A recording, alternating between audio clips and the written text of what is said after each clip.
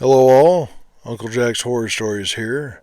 Please give the video a like and subscribe to the channel. And above all, I hope you enjoy the video. I don't keep pictures anymore. I thought about hanging some up in the cabin when I first got here. Maybe the wedding photo. Maybe the one of Clara on her 5th birthday. Frosting on her nose and sunlight in her hair. But I knew I'd stare at them too long. Let them rot into memory. Better to just let the ghosts settle. So now I carry them in my head. I remember the way my wife Anna used to hum when she cooked. Off-key and beautiful. I remember Clara's tiny hand wrapping around my thumb. I remember the sound of the wind that night, howling through the trees loud enough to drown out the sound of the sirens. I remember getting the call at work, fumbling with my keys and racing home, too late. Always too late.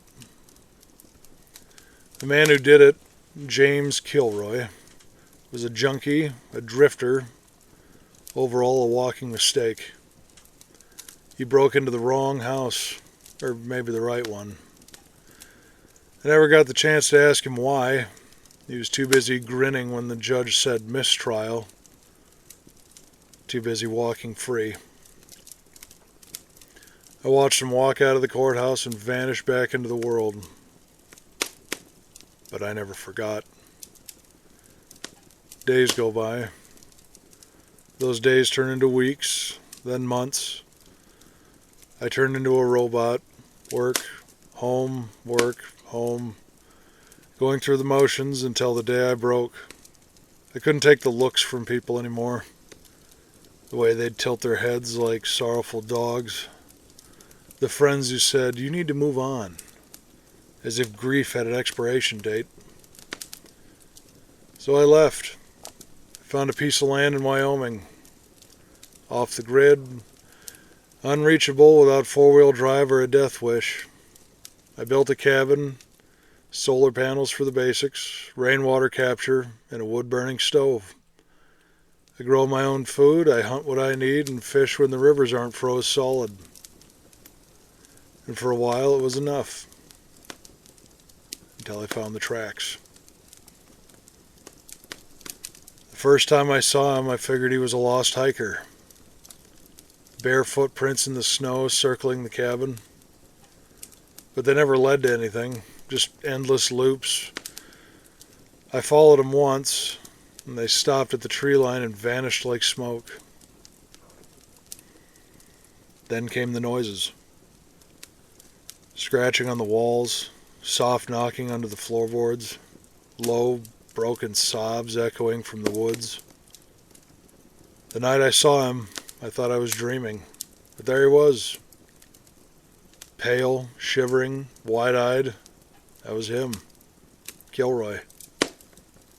But not quite. He stood outside the window staring like he didn't understand what glass was, tilting his head confused, lost. His mouth moved but no sound came, and he looked scared. Then he was gone. I had no idea what was going on and less idea what to do, so I did the only thing I could. I built traps, I reinforced the cabin, dug pits, hung snares. The next time he came, I was ready. I caught him in a leg snare and dragged him inside. He didn't fight, he just trembled like a cornered dog. I demanded answers. I screamed into his face, but all he did was whisper, "Why am I here?" I killed him.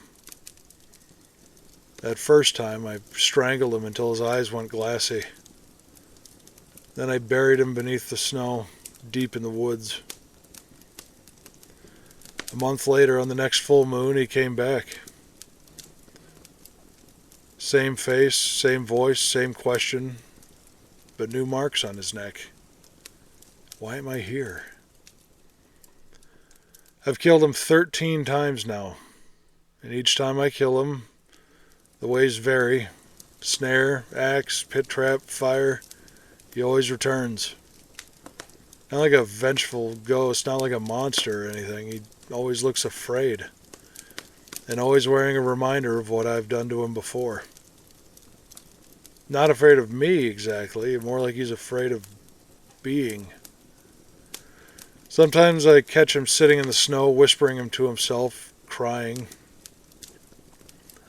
Other times he scratches words into the cabin wall, shaky, looping scrawls like, I don't remember.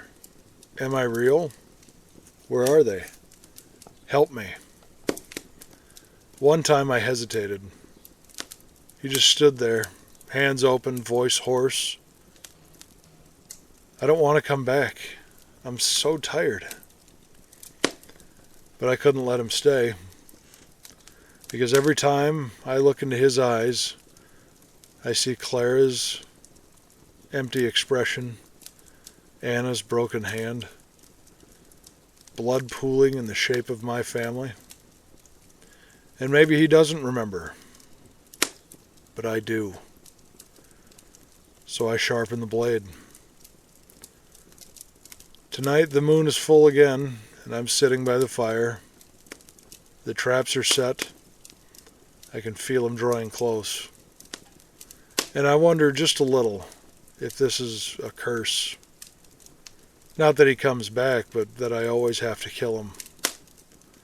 And deep down I wonder if he's not the only one who's lost. Maybe we're both stuck in the same purgatory. Maybe I'm not hunting him. Maybe I'm hunting grief.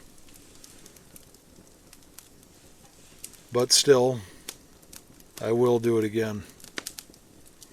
Because I will never get tired of killing the man who took everything from me.